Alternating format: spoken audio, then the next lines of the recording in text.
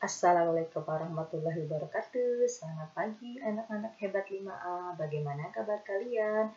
Semoga kalian semua dalam keadaan sehat. Mari kita berdoa sebelum belajar.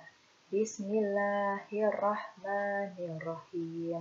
Rabbi zidni ilma warzuqni fahmah. Amin. Hari ini kita memasuki tema 2, subtema 2, pembelajaran 3.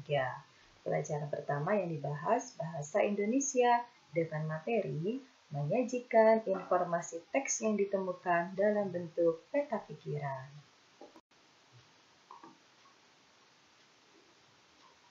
Informasi dari sebuah bacaan dapat ditemukan dengan membuat kalimat tanya. Kalimat tanya adalah kalimat yang diawali dengan kata tanya dan diakhiri dengan tanda tanya. Kalimat tanya digunakan untuk menggali informasi dari suatu bacaan. Kata tanya yang digunakan antara lain apa, di mana, kapan, siapa, mengapa, dan bagaimana. Pelajaran kedua, PPKN. Materinya, perbedaan antara hak, kewajiban, dan tanggung jawab. Hak adalah sesuatu yang mutlak menjadi milik seseorang. Setiap orang memiliki hak sesuai dengan peranan yang dimilikinya. Kewajiban adalah sesuatu yang harus dilakukan dengan penuh tanggung jawab. Adapun tanggung jawab adalah kesadaran manusia akan tugas dan kewajibannya. Setiap orang mempunyai hak, kewajiban, dan tanggung jawab yang berbeda-beda. Jika seseorang tidak melakukan kewajibannya, maka ia dapat dikenakan sanksi atau hukuman. Orang yang tidak melaksanakan hak dan kewajibannya dapat dikatakan sebagai orang yang tidak bertanggung jawab. 1. Hak sebagai warga masyarakat. Pertama, mendapatkan perlindungan hukum. Kedua, menggunakan fasilitas umum. Ketiga, dihargai dan dihormati. Keempat, mengeluarkan pendapat dan berorganisasi. Kelima, mendapatkan pekerjaan dan penghidupan yang layak. 6. Bebas memilih, memeluk, dan menjalankan agama. 7. Mengembangkan kebudayaan daerah. 8. Hidup tenang dan damai. 9. Menikmati lingkungan bersih. 2. Kewajiban sebagai warga masyarakat. 1. Mematuhi peraturan yang berlaku dalam masyarakat. 2. Menjaga dan merawat fasilitas umum. 3. Menjaga nama baik lingkungan tempat tinggal. 4. Mengikuti kegiatan yang ada di lingkungan RT, RW, atau desa setempat, misalnya kegiatan kerja bakti, gotong royong, dan musyawarah warga masyarakat. 5. Menghormati tetangga di lingkungan tempat tinggal. 6. Menjaga ketenangan dan ketertiban lingkungan masyarakat. 7. Menolong tetangga yang terkena musibah. 8. Menjaga kebersihan dan keamanan lingkungan tempat tinggal. 3. Tanggung jawab sebagai warga masyarakat. 1. Melakukan kerja bakti membersihkan lingkungan. 2. Melaksanakan ronda malam. 3. Merawat fasilitas umum dengan baik. Dari penjelasan tersebut, jadi dapat disimpulkan bahwa hak, kewajiban, dan tanggung jawab merupakan segala sesuatu yang diperoleh dan dilaksanakan oleh setiap manusia dalam kehidupan sehari-hari. Hak dan kewajiban harus dilaksanakan secara seimbang. Jika tidak, maka akan timbul kesenjangan sosial yang mengakibatkan hilangnya rasa persatuan dan kesatuan. Pelajaran terakhir yaitu IPS dengan materi jenis-jenis usaha yang dikelola secara perorangan dan kelompok. 1. Usaha perorangan merupakan usaha yang dikelola secara perorangan. Usaha perorangan mempunyai kelebihan dan kekurangan. Kelebihan usaha perorangan: 1. Keuntungan 100% menjadi milik pemilik modal. 2. Rahasia perusahaan lebih terjamin. 3. Pengambilan keputusan dapat dilakukan dengan cepat oleh pemilik modal. 4.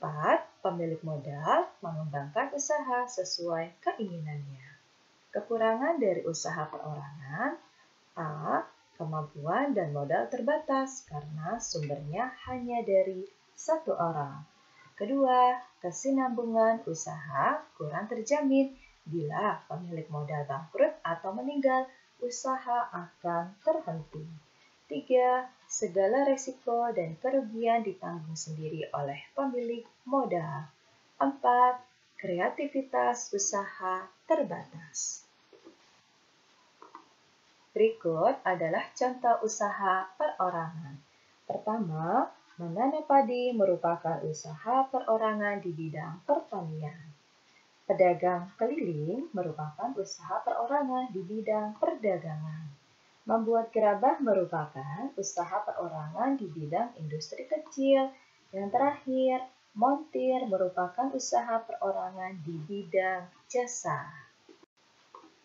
2. Usaha kelompok merupakan usaha yang dijalankan dengan orang lain dan dikelola bersama, baik modal, pengelolaan, maupun keuntungan. Kelebihan usaha kelompok: A. Modal lebih banyak karena berasal dari beberapa orang. B. Risiko dan kerugian ditanggung oleh semua pemilik modal secara bersama. C. Ide dan kemampuan usaha lebih banyak dan luas.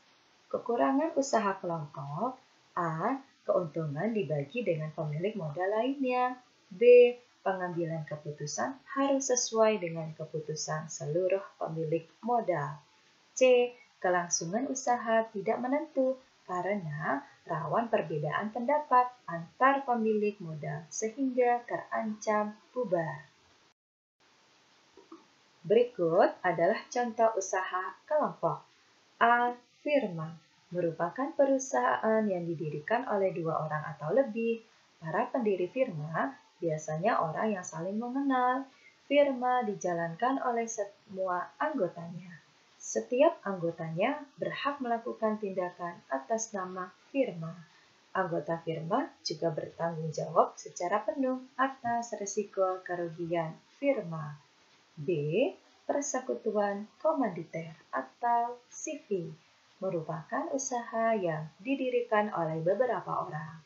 Anggota CV dibedakan menjadi 2, yaitu anggota aktif dan anggota pasif.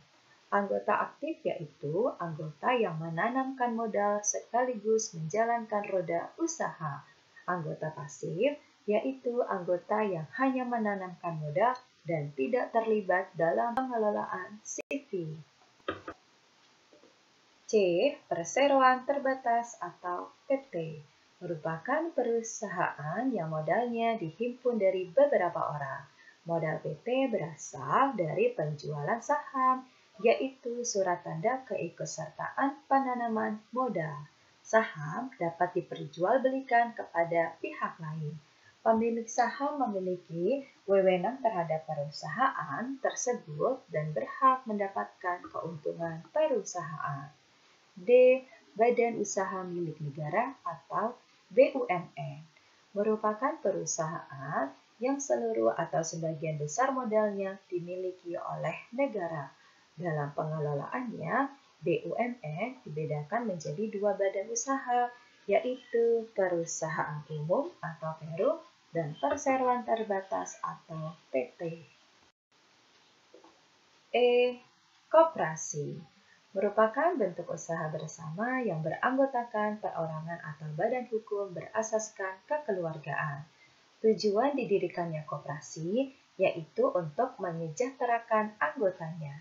Di dalam koperasi, setiap anggota wajib membayar 1. Simpanan pokok, yaitu simpanan yang hanya dibayar sekali. 2. Simpanan wajib, yaitu simpanan yang dibayar setiap bulannya. Untuk materi, selesai sudah dibahas. Sekarang adalah tugas tema. Tugas yang pertama, bahasa Indonesia. Bacalah bacaan berikut dengan saksama. Setelah kalian membaca bacaannya, jawablah pertanyaan-pertanyaan berikut berdasarkan bacaan yang tadi kalian baca berjudul Kerja Bakti. Ada 7 pertanyaan yang harus kalian jawab dengan tepat. Tugas tema kedua PPKN. Anak-anak kerjakan soal berikut dengan jawaban yang tepat. Ada 4 soal. Tugas tema ketiga IPS. Menjawab 4 soal dengan jawaban yang tepat. Anak-anak hebat, selesai sudah untuk pembelajaran kita di hari ini. Wassalamualaikum warahmatullahi wabarakatuh.